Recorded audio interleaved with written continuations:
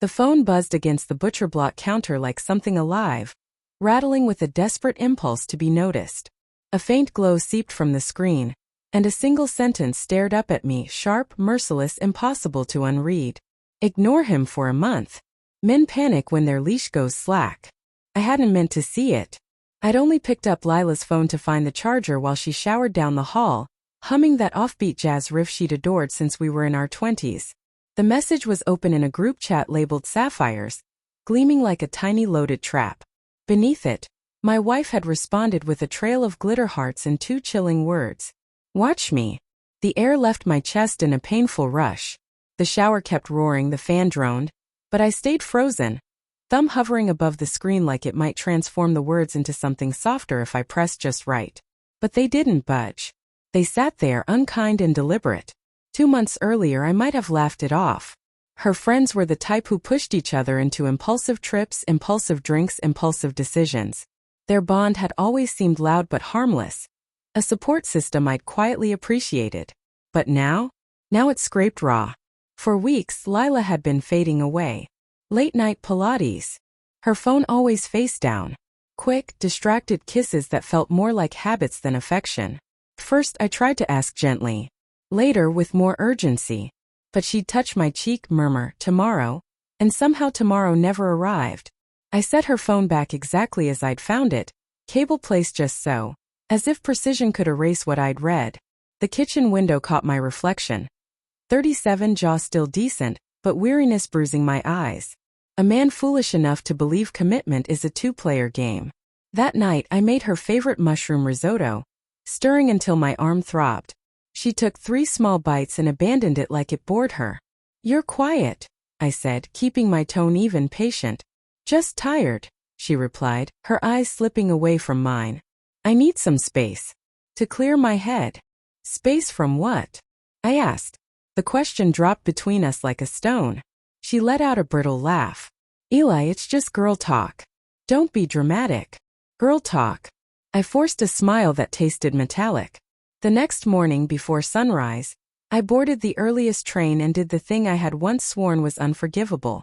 On our shared tablet, the one we use for groceries, recipes, shows, I installed a keystroke tracker. 30 seconds of moral corrosion. 1 tap, and suddenly her digital life unfolded itself to me. I told myself it was information, not betrayal. People believe their own lies more easily. By the 4th day of the challenge, she stopped wearing her wedding ring. Didn't want tan lines, she claimed. By the 7th, she booked a solo getaway to Taos with the Sapphires. Something about recharging feminine energy. I kissed her temple as she left and pretended not to notice the unfamiliar perfume she'd started wearing. While she was gone, I sifted through the digital residue she'd left behind. That's when Noah surfaced. He appeared first in a rideshare receipt marked with a teasing little sun emoji. Then in a row of deleted photos she hadn't fully wiped. A young guy with a blinding grin, sleeves stretched tight over sculpted shoulders. Confident in the way people are before they've had something worth losing. The messages were a knife. Noah. You brighten every room. Lila. I forget who I am at home. Noah. Be yourself with me. I read until the words felt burned into me. Until my mouth tasted like iron. I printed everything, screenshots, dates, hotel confirmations, and tucked the stack under old sweaters in the bottom drawer. A quiet arsenal. Week 2 arrived under a sky flickering with distant lightning. Lila drifted around the house in a thin robe, humming again, flushed with the thrill of being wanted twice.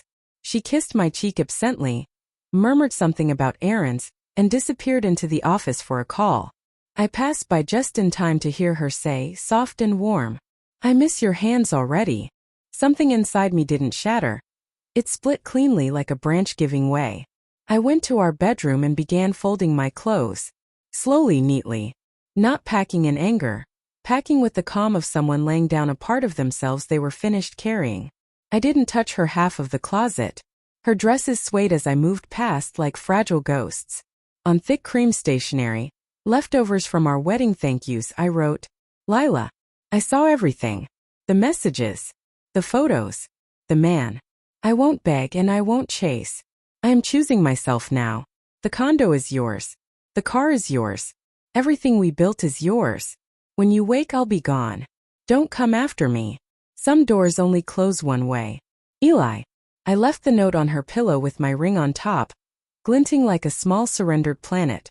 At 3:52 a.m., I rolled my suitcase down the hallway. The Uber that arrived smelled faintly of cinnamon gum and stale espresso. As we pulled out of the lot, the porch light came on. Lila stood there, wrapped in her robe, hair undone, expression ghost pale. For a moment I thought she might run. She stayed still. We turned the corner and she vanished from view. In a furnished studio in Portland, pine-scented, unfamiliar, quiet. I opened my laptop and made the final move she'd never predict. I reset every account, canceled every shared login, moved my half of the savings into a new account under my name only. It wasn't revenge. It was breathing. My phone lit up for a week. Eli, please. It was stupid. He meant nothing. You're my home. I'm wearing my ring again. See? Photo. Come back. We can fix it. I didn't block her. I let each message sit, proof she still didn't understand. On the 15th day, the exact middle of her game, I finally sent 2 words. Game over. Then I switched the phone off, poured a double whiskey, and met the eyes of the man in the mirror. He looked steadier, sharper, more himself than he had in months. Outside, the city kept going, buses sighed, strangers laughed. A dog barked somewhere down the street. Life moved on, vast and indifferent.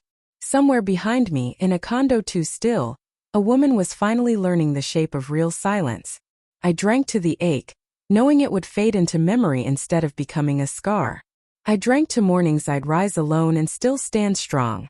I drank to the future, where I'd love again, but not at the cost of myself. When I set the glass down, the sound was crisp and final. The story hadn't closed.